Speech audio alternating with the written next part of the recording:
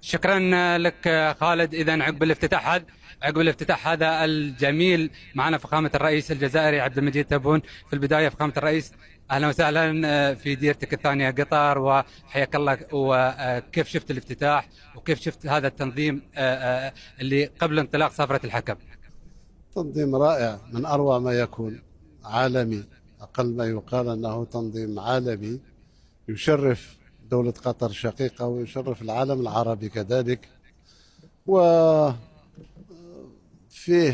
أقوال وأقوال وأقوال، خليهم يتكلموا ما أعتقدش.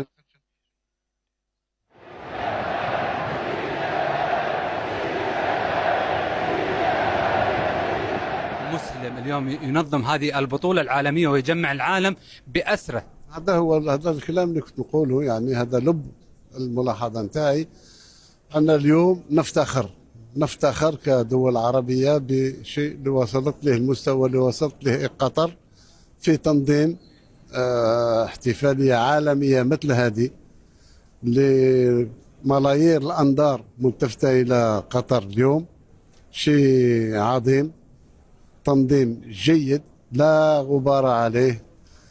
باقي دروك كل ذي نعمة محسود مثل ما يقال. إن شاء الله. إن شاء الله إن شاء الله. نتمنى فقط أن الفرق العربية، الدول العربية في مستوى الكروي توصل يوم من الأيام إلى نفس المستوى، يعني حتى نحلم أننا نرى يوم من الأيام دولتين عربيتين في نهائي كأس العالم إن شاء الله. إن شاء الله بإذن الله. إن شاء الله. شكرا فخامة الرئيس. الله يبارك فيك. شكرا طال عمرك.